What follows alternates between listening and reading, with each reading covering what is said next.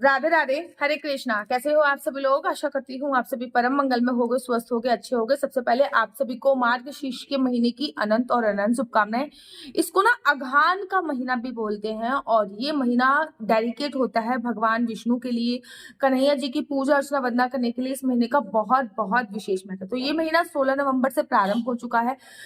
और इस महीने में आपको क्या करना चाहिए? देखो, गीता में ना भगवान श्री कृष्ण जी ने साफ साफ बोला है कि मासों में अघान मास मैं हूं, अर्थात पेड़ों में पीपल मैं हूं, मासों में अघान मास मैं हूं, नदियों में गंगा मेरा ही स्वरूप है। इसलिए अघान का महीना पूरी तरीके से डेडिकेट होता है भगवान विष्णु की पूजा अर्चना वंदना करने के लिए। भगवान विष्णु की जितनी भी पूजा अर्चना वंदना करोगे ना, आपको अनंत गुना फलों की मिले। जैसे कि कार्तिक के महीने में भगवान विष्णु पे तुलसी दल चढ़ाने का विशेष महत्व होता है, वैसे ही अघान के महीने में भगवान विष्णु पर चंदन का लेप नित्य लगाने से, या फिर चंदन का तिलक मस्तक पे लगाने, या फिर चंदन घोलकर पानी में उनको स्नान करने का विशेष और विशेष महत्व होता है। देखो, ये जो अघान का महीना, जिसको मार्गशीर्ष का महीना बोलते हैं, बड़ा ना सर्वोत्तम महीना मुझे लगता है, ठीक है ना। क्योंकि पद्म पुराण में ऐसा वर्णन आया है कि इस महीने में हमारी जितने भी धाम है उनमें से केवल एक वृंदावन धाम ऐसा है जहां पे जाने से अनंत गुना फलों की प्राप्ति होती है।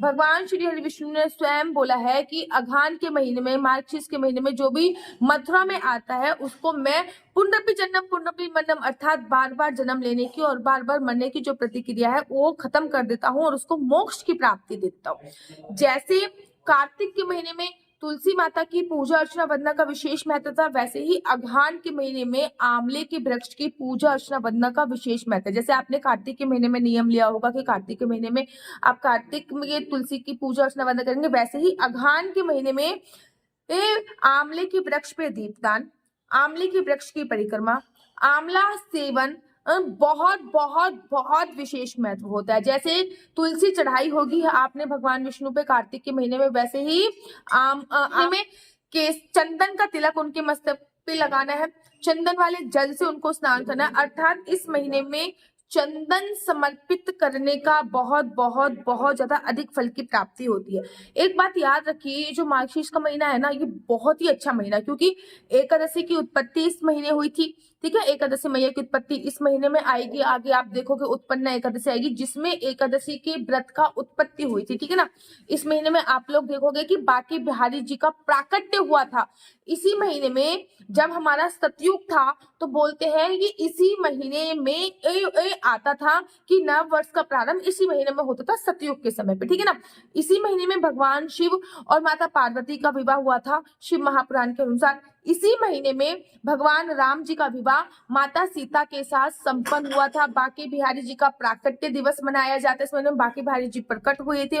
तुलसी मैया प्रकट हुई ऐसा भी बोला जाता है, और साथ के साथ एकादशी मैया तो प्रकट हुई थी, उत्पन्न एकादशी। तो सोचियो कितना इंपॉर्टेंट महीना है ये महीना, जिस महीने में हमारे श्री राम वृंदावन के राजा कहे जाने वाले बाकी बिहारी जी प्रकट हुए हैं। वो महीना अपने आप में विशेष महत्व होता है। देखो, वैसे तो इस महीने में इतना टफ नियम नहीं है कि सुबह सुबह तारों की छांव में स्नान करो, लेकिन हाँ, इस महीने में सूर्योदय से पहले स्नान का नियम लिया जाता है। आप सूर्योदय से पहले स्नान कीजिए, जैसे कि पहले पानी में। देखो, इस महीने में ना भगवान श्री कृष्ण जी ने स्वयं कहा है, पद्म पुराण के अनुसार बोला गया है कि इस महीने में यमुना स्नान का विशेष महत्व है। अगर आपके आसपास यमुना जी है तो आप वहां पे जाके स्नान कर सकते हो। अगर यमुना जी नहीं है तो यमुना जी का जल लाके पानी में यमुना का जल मिला के स्नान कर सकते हैं। अपितु अगर यमुना जल मिला के स्नान नहीं कर पा रहे हैं तो फिर आप पानी में चंदन जो होता है वो एक चुटकी डालकर स्नान करें, क्योंकि इस महीने में श्री हरि विष्णु को चंदन का विशेष तिलक लगाया जाता है, चंदन के पानी से स्नान कराया जाता है। आंवले का भोग इस महीने में विशेष लगाया जाता है। आंवले की पूजा सेवा अर्चना वंदना इस महीने में विशेष होती है। इस महीने में ना बड़े सारे लोग व्रत भी रखते हैं। वैसे तो बहुत ज्यादा व्रत रखने का प्रावधान नहीं है, लेकिन कई लोग एक समय भोजन खाते हैं। इस महीने में सर्दी का आगमन हो चुका होता है ऑलमोस्ट। अब ऐसा नहीं कि एक समय भोजन खा के आप अपने शरीर का, तो एक समय आप भोजन का पान कर सकते हैं और एक समय पे आप फ्रूट्स, फलाहार, दूध इत्यादि का सेवन कर सकते हैं। इस महीने में जीरा खाने की मनाही होती है। शास्त्रों में बोला गया है कि अघान मास में आपको जीरे का सेवन से बचना चाहिए, जीरा नहीं खाना चाहिए। इस महीने में मथुरा वृंदावन में वास करने को अगर आपको सौभाग्य प्राप्त होता है तो इस महीने में मथुरा वृंदावन आपको अवश्य जाना चाहिए। अगर अभी तक आपने इस एकादशी का व्रत नहीं उठाया है तो उत्पन्ना एकादशी से आप लोग एकादशी का व्रत प्रारंभ कर सकते हैं, जो अभी आएगी उत्पन्ना एकादशी। इस महीने में ना बृहस्पतिवार की पूजा का विशेष पूजा अर्चना वंदना की जाती है। जो लोग, मैं हमेशा कहती हूँ, जब मैं कुंडली देखती हूँ तो मैं हमेशा ये मोस्ट ऑफ टाइम ये वाली बातें बोलती हूँ कि अगर आपकी कुंडली में बृहस्पति अच्छा नहीं है तो फिर आप बृहस्पतिवार का व्रत रखिए। बहुत बोलती हूँ मैं कि भैया गुरु ग्रह वक्री चल रहे हैं या फिर गुरु ग्रह मार्गी चल रहे हैं तो आप बृहस्पतिवार का व्रत उठाइए। गुरु ग्रह की स्थिति आपकी कुंडली में सही नहीं है तो आप बृहस्पतिवार का व्रत उठाइए।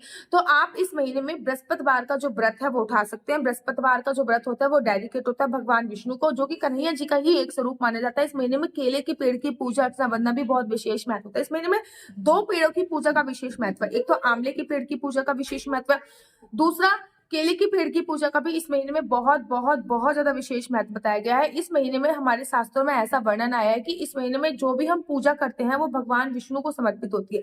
चाहे हम किसी भी भाव से पूजा अर्चना वंदना करें, जो भी हम पूजा करते हैं वो भगवान विष्णु को समर्पित होती है। इस महीने में आंवले के पेड़ की पूजा, केले के पेड़ की पूजा आपको अवश्य करनी चाहिए। इस महीने में आपको चंदन का तिलक आपको अवश्य और अवश्य लगाना चाहिए। इस महीने में अगर आप व्रत रखना चाहते हैं तो बृहस्पतिवार का व्रत रखा जाता है।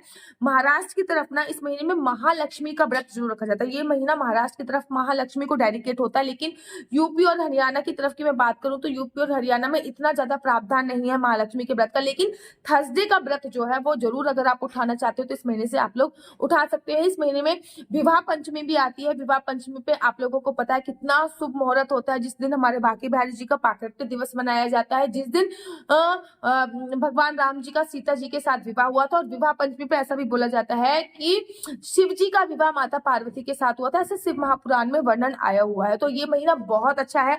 इस महीने में भगवान विष्णु की विशेष पूजा अर्चना कीजिए। इस महीने में जो नियम ले सकते हो, एक तो पीपल के पेड़ की परिक्रमा का नियम ले सकते हैं, केले के पेड़ की परिक्रमा का नियम ले सकते हैं, आंवले के पेड़ की परिक्रमा का नियम ले सकते हैं। इन चारों पेड़ की 4-4 परिक्रमा हो सकती है।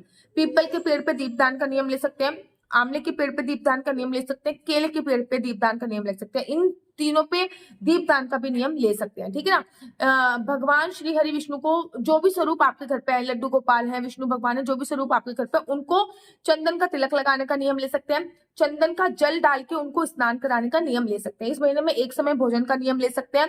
अगर एक समय भोजन का नियम ना लो तो एटलीस्ट ये नियम ले लीजिए कि तारों की छाव में मैं भोजन, तारे निकलने के बाद मैं भोजन नहीं करूंगी, ये भी नियम ले सकते हैं। अघान का महीना अपने आप में विशेष महत्वपूर्ण है। आप लोग प्लान बनाइए और श्रीधाम वृंदावन इस महीने अवश्य और अवश्य आइए। और मैं भी इस महीने श्रीधाम वृंदावन जा रही हूँ, पूरे महीने में श्रीधाम वृंदावन में ही रहने वाली हूँ। और मेरा नंबर है 4/9-20-25-65। मैं दोबारा से रिपीट करती हूँ, 4/9-20-25-65। आपका बच्चा जॉब करेगा या बिजनेस करेगा तो किस क्षेत्र में बिजनेस करेगा, जॉब करेगा तो किस फील्ड में जॉब करेगा, आपका लकी नंबर क्या है, लकी कलर क्या है, क्या कुंडली में सरकारी नौकरी का योग है या नहीं है, क्या विदेश जाने का योग है या नहीं है, आपके विवाह का योग कब बन रहा है, कुंडली मिलन के लिए कोई शुभ मुहूर्त दिखाने के लिए आप मेरे से इस नंबर पे संपर्क कर सकते हैं। याद रखिए, इस नंबर पे किसी भी प्रकार से कोई क्वेश्चन आंसर पूछने के लिए संपर्क मत कीजिएगा। ये नंबर केवल और केवल कुंडली दिखाने के लिए दिया गया है। इस नंबर पे संपर्क कीजिएगा। कुंडली दिखाना बिल्कुल भी फ्री नहीं है, उसके थोड़े से चार्जेस है। और अगर आपको मेरी वीडियो अच्छी लगती है तो आप अपना यूट्यूब चैनल हरि बोल को लाइक शेयर सब्सक्राइब करना बिल्कुल भी मत भूलिए। और तब तक के लिए मुझे दीजिए इजाजत। जैसे ही मैंने बोला कि अगर आपको मेरी वीडियो अच्छी लगती है तो अपने चैनल को लाइक शेयर सब्सक्राइब कर, वैसे ही मेरी बेटी भाग कर आई। हरि बोल दो, जोर से बोल दो, हरि बोल। राधे राधे। आप सभी को अघान मास की अनंत और अनंत शुभकामनाएं। आप प्लीज वृंदावन आइए और परिक्रमा का महत्व इस बात की, इस महीने में ना वृंदावन की परिक्रमा का भी बहुत विशेष महत्व है। इस महीने की महत्वता के पीछे मैं एक और वीडियो बनाऊंगी जो जल्दी मैं अपने यूट्यूब चैनल पे अपलोड करूंगी। तब तक के लिए मुझे दीजिए इजाजत। राधे राधे, हरे कृष्णा, हरि बोल। आप भी बोल दो।